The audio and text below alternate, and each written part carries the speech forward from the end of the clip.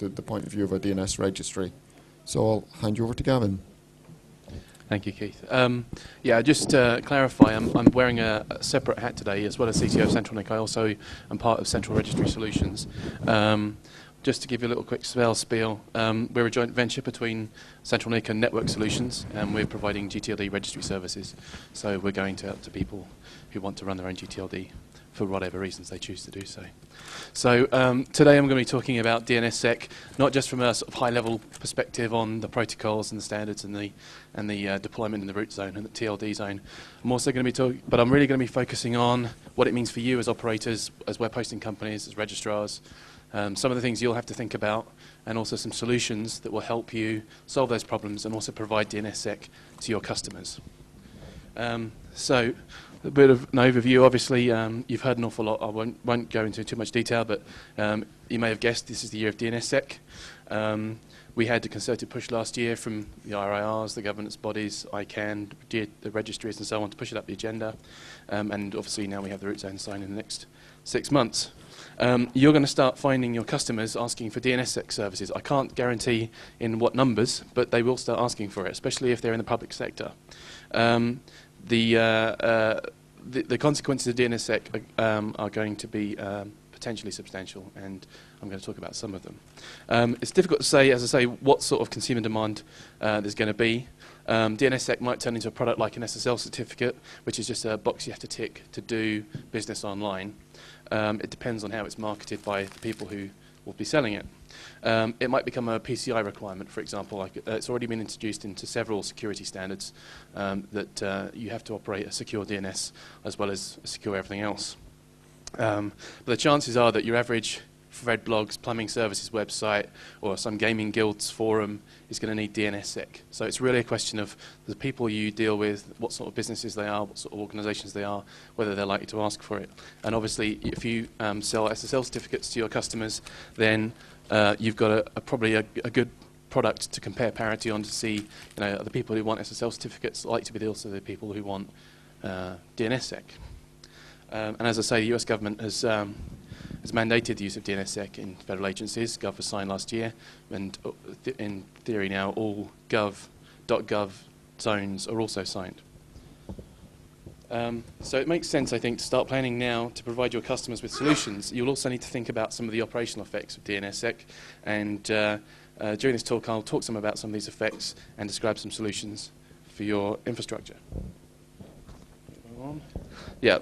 Consumer demand, missed that one. Okay, operational impact. I'm not going to repeat all of the stuff you've heard, but obviously, the larger packet sizes, if you want to do an example test, do a dig lookup for the NS records for a non-existent .org domain with DNSSEC off and DNSSEC on. It's a difference of an order of magnitude. So it's a substantial change. It's about from 100 bytes to about 1,000 bytes. Then there's the issue of EDNS and fragmentation. All of which results in an increase in TCP volume. And I'll give you, I have an illustrative slide. Here is a graph that was published by the OARC, taken from the Affilius, one of the Affilius name servers when org was signed. You can see that scale is logarithmic. So every line, horizontal line, represents a tenfold increase. And you can see that the number of TCP queries, which is the red line, when the org is signed, increases by nearly 3 orders of magnitude. It's a substantial increase in TCP query volume. That's enough that it makes you start to wonder about whether your DNS servers are capable of handling that many TCP queries. You have some advantages in that TCP queries tend to be quite short. They're not long-lived connections. You're just making doing a TCP handshake, doing a request, getting a response, and then closing down again.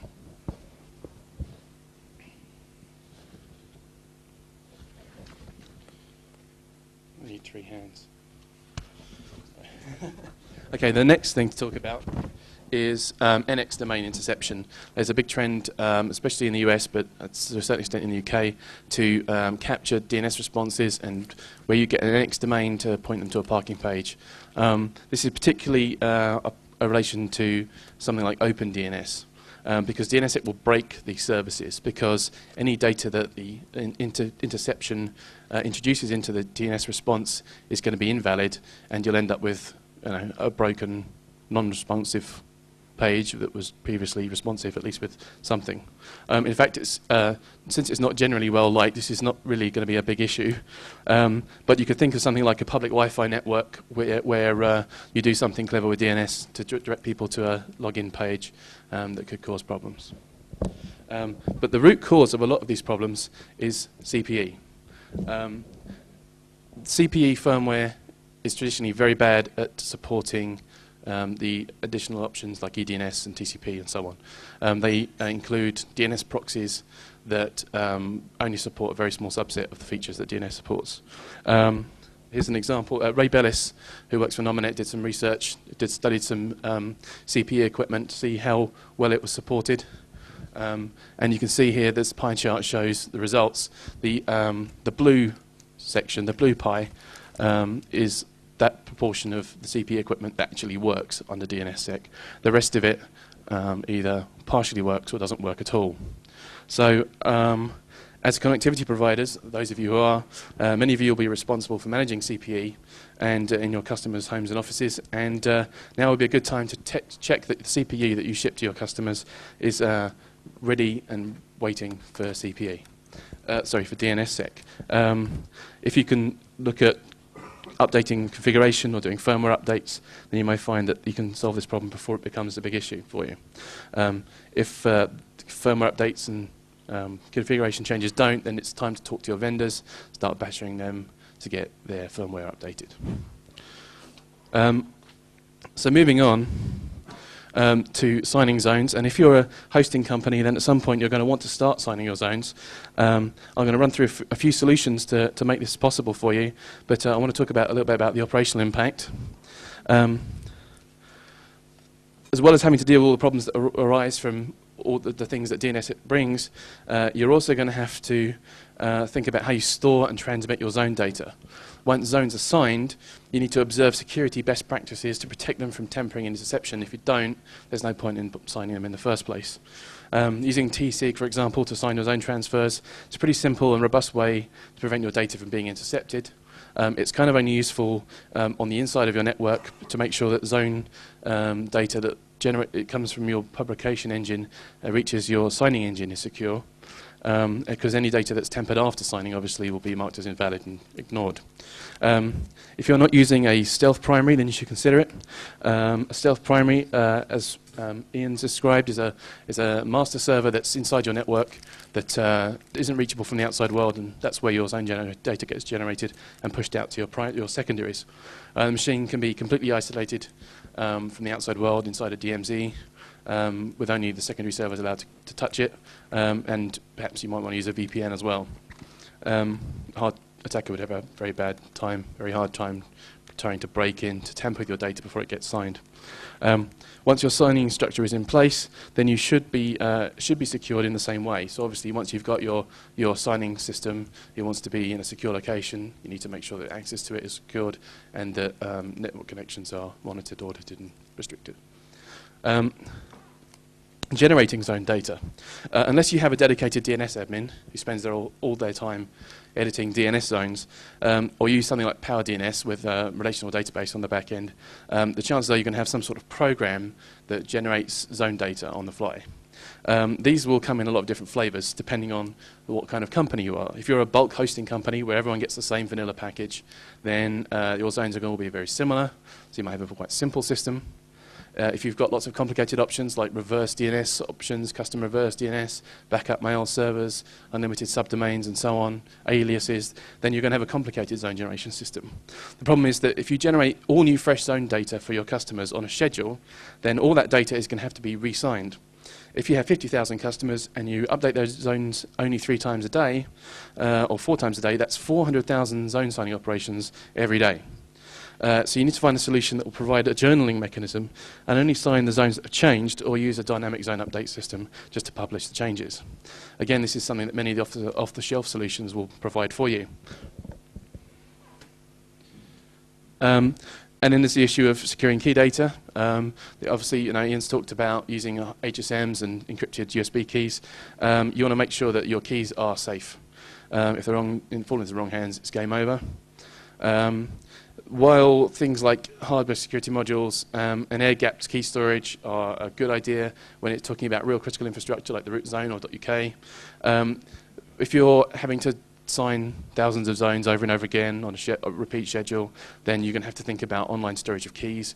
So that accentuates the issue of making sure that your zone data is secure the whole way through the process, and the sign infrastructure as well. And as I say, some of the products I'm going to talk about later offer solutions to this. Moving on, key rollover. Key rollover is the real big headache when it comes to DNSSEC. Because of the limitations of the DNS protocol, you don't want to use large keys. Small keys have to be used. Small keys are dangerous because they can be broken, so you have to change them. You have additional complication because of caching. So you may have to be in a situation where your zones are signed by several different keys at the same time, where you've got to sign your key using the old key and then also the new key as well. And then you've got regular key rollovers, zone signing key rollovers, key signing key rollovers, and eventually at some point you'll have to do algorithm rollovers as well. It was just discussed earlier that the root zone is going to be signed with SHA-2. It was originally planned that it would be signed with SHA-1, but it was decided that SHA-2 was safer because SHA-1 isn't really considered completely cryptographically secure. But SHA-2 won't last very long either. I mean, SHA-2 is going to have a limited lifespan, so there will be other hashing algorithms that will have to be deployed, and you're going to have to deal with algorithm rollovers as well. So the current practice shows that zone signing keys should live between 3 and 6 months, and key signing keys for a year or more. And because of this issue, you're going to be dealing with regular key rollovers.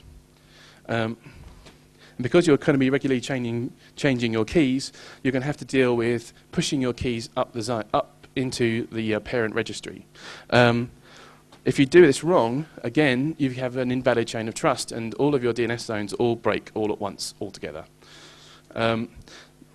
The extensible provisioning protocol is the standard protocol used by most domain registries now, and it has an extension that allows registrars to submit DS keys for inclusion into the registry zone. As a matter of fact, the particular RFC that it is defined in is just about to be updated. It's going to be a little bit less ambiguous, a bit more easy to implement, so keep an eye out for that. But this is going to remain a serious problem, and I think particularly in the UK, because especially in the UK, we have a lot of hosting companies who aren't ICANN accredited. They are resellers of wholesale registrars like Enom or Tucows. They don't have direct access to the VeriSign, Affilius, and other GTLD registry EPP systems.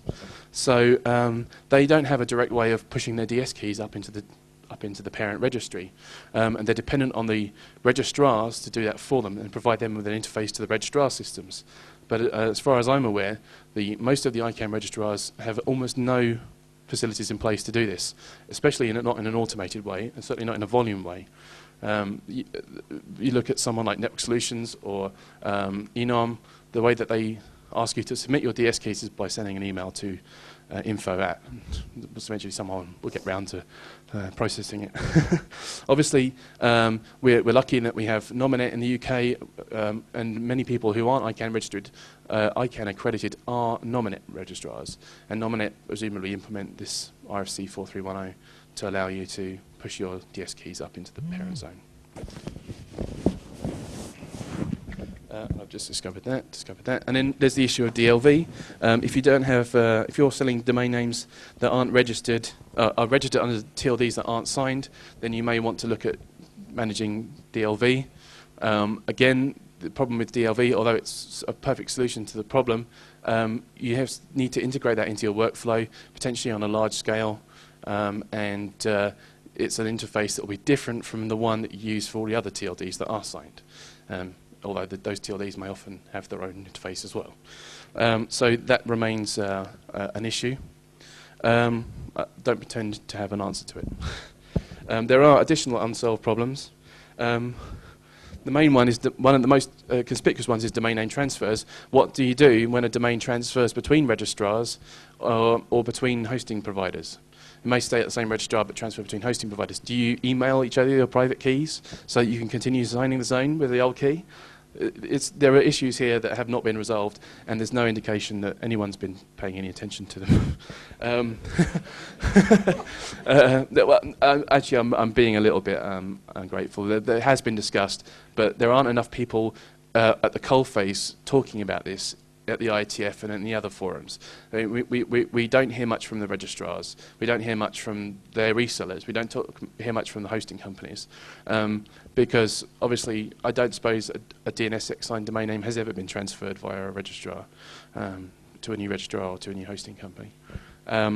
So maybe this is something that we'll have to sort of fix on the fly. So here are some descriptions of some off-the-shelf solutions that will solve as many of these problems as they can for you. Some of them are commercial products that you can buy off the shelf ready to go. Others are open source that you set up and manage yourself. You've already heard about one of them. I'm going to give you a quick tour through so you can see what your options are. First one, Infoblox. You may be familiar with Infoblox. They're a company that provides network management and IP address management software. The recent release of their NIOS software, which is a grid-based system, includes built-in DNSSEC. It's quite simple to use. It integrates with their DNS Grid product. Basically, you have a primary server, which is part of your Infoblox grid, which signs the zones and then serves them to the secondaries. Only the primary does the signing, so you can back up and exploit your keys from the primary and don't have to worry about them being distributed over the rest of the grid. And they provide a nice graphical interface for you to use to manage your zones. Enabling DNSSEC is just a couple of clicks. Here's a screenshot. Basically, you have to do is click that checkbox top left, and it's all done for you.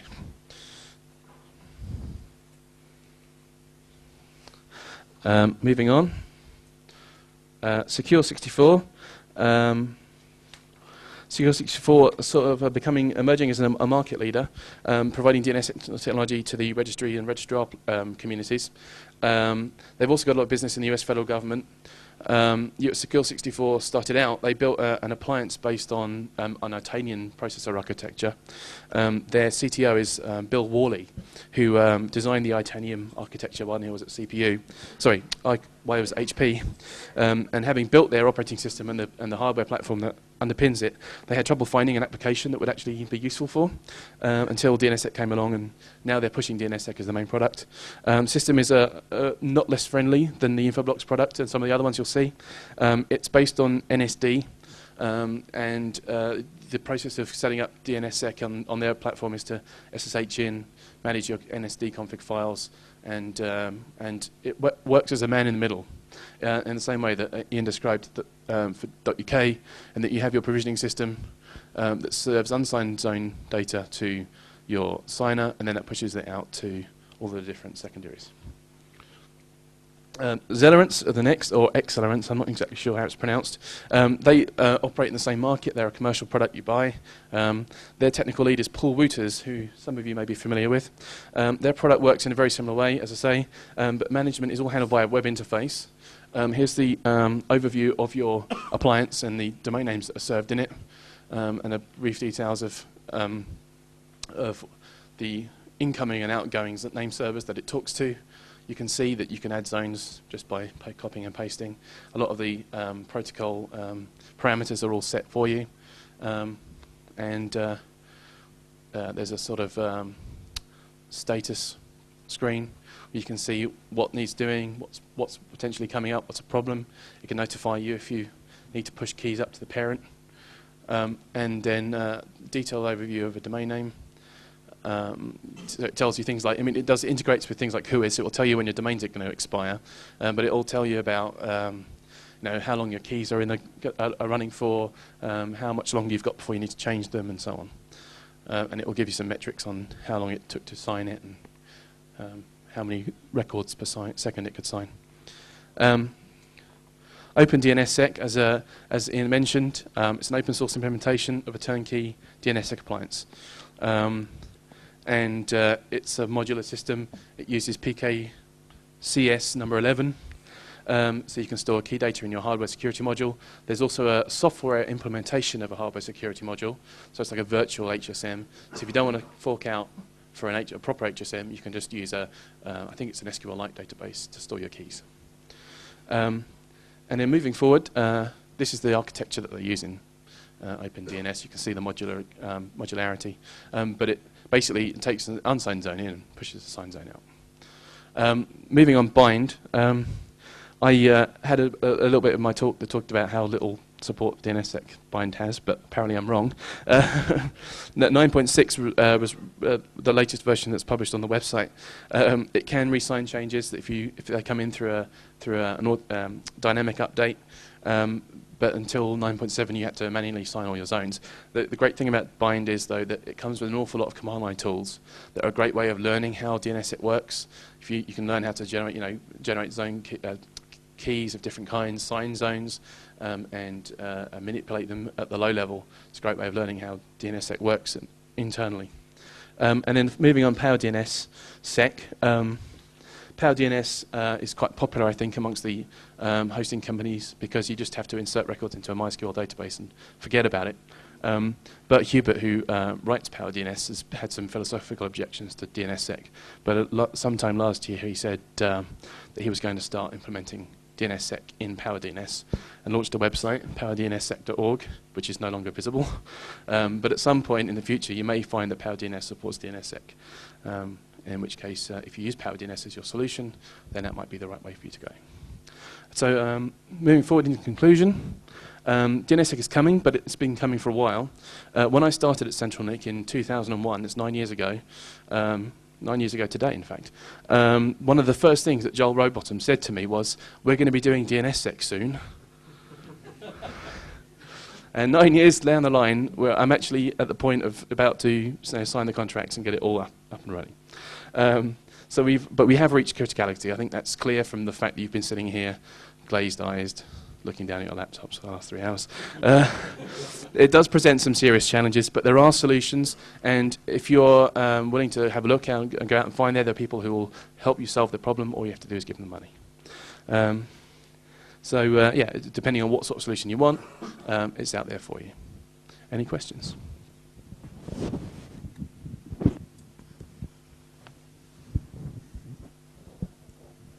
Any questions for Gavin? Okay, that's great. Thank you very much.